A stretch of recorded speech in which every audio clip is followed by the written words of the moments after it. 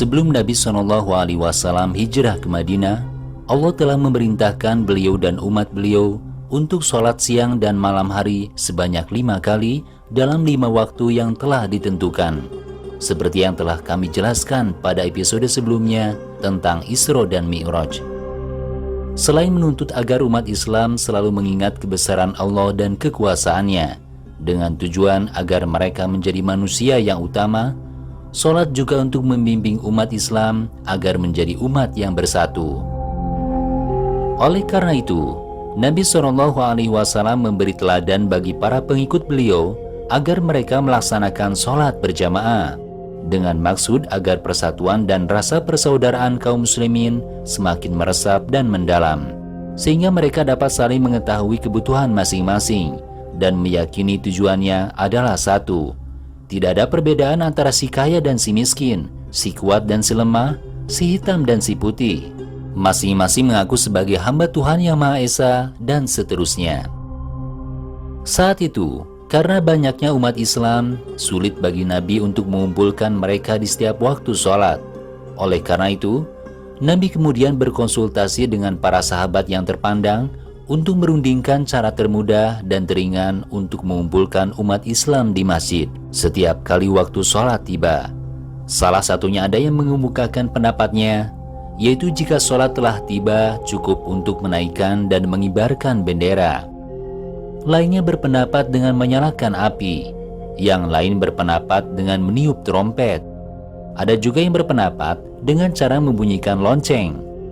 Kemudian ada juga yang berpendapat bahwa untuk mengumandangkan azan cukup dengan menunjuk seseorang untuk berseru dengan suara lantang, as-sholah.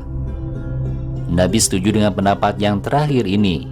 Nama seorang sahabat yang berpikiran seperti itu adalah Umar bin Khattab radhiyallahu anhu. Saat itu, Nabi berkata kepada sahabat Bilal, "Hai Bilal, bangun, lalu panggillah dengan as-sholah."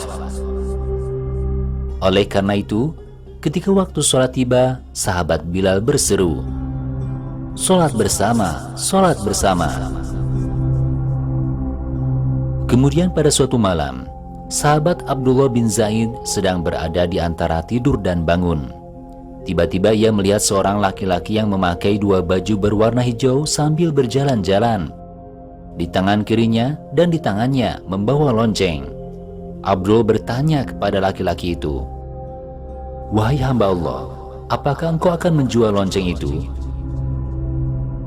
Laki-laki itu menjawab, "Apa yang engkau lakukan dengannya?"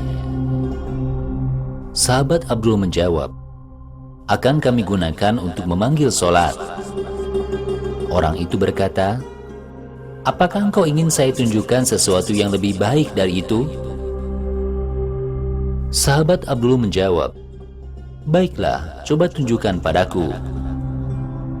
Orang itu berkata, "Berserulah dengan kata-kata, Allahu Akbar, Allahu Akbar, Ashhadu an la ilaha illallah, Ashhadu an la ilaha illallah, Ashhadu anna Muhammadar Rasulullah, Ashhadu anna Muhammadar Rasulullah, Hayya 'alas shalah, Hayya 'alas shalah, Hayya 'alal falah, Hayya 'alal falah, Allahu Akbar, Allahu Akbar, La ilaha illallah."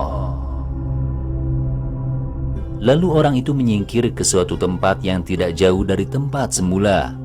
Lalu dia berkata kepada Abdullah bin Zaid, "Jika engkau ingin berdiri untuk sholat, maka katakanlah, Allahu Akbar, Allahu Akbar, Ashhadu an la ilaha illallah, Ashhadu anna Muhammadar Rasulullah, Hayya 'alas shalah, Hayya 'alal falah, Qad qamatis shalah, Qad qamatis shalah, Allahu Akbar, Allahu Akbar, La ilaha illallah."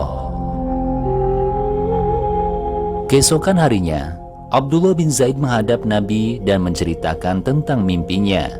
Setelah Nabi mendengar semua yang dikatakan Abdullah kepada beliau, beliau berkata, "Sungguh mimpi itu benar, insya Allah. Jadi berdirilah, pergi ke Bilal karena suara Bilal lebih tinggi dan panjang.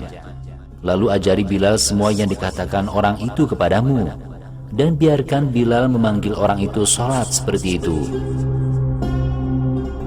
Abdullah kemudian bertemu Bilal dan mengajari Bilal azan dan iqamat. Kemudian, setelah waktu sholat tiba, Bilal memanggil orang untuk sholat dengan mengumandangkan azan dan iqamat. Mendengar azan Bilal, Umar bin Khattab radhiyallahu anhu datang dengan sangat tergesa-gesa sambil menguraikan kainnya untuk menemui Nabi, lalu berkata, "Wahai Rasulullah, demi zat yang telah mengutusmu dengan benar, tadi malam saya benar-benar bermimpi seperti yang dikatakan Bilal." Nabi bersabda, "Maka segala puji bagi Allah, maka itulah yang lebih tetap." Demikian riwayat singkat asal-usul azan dan iqamah dalam Islam yang masih dilakukan oleh umat Islam di seluruh dunia. Riwayat awal azan sebagaimana disebutkan juga diriwayatkan oleh para ulama ahli hadis antara lain Ahmad, Abu Daud, dan Tirmizi.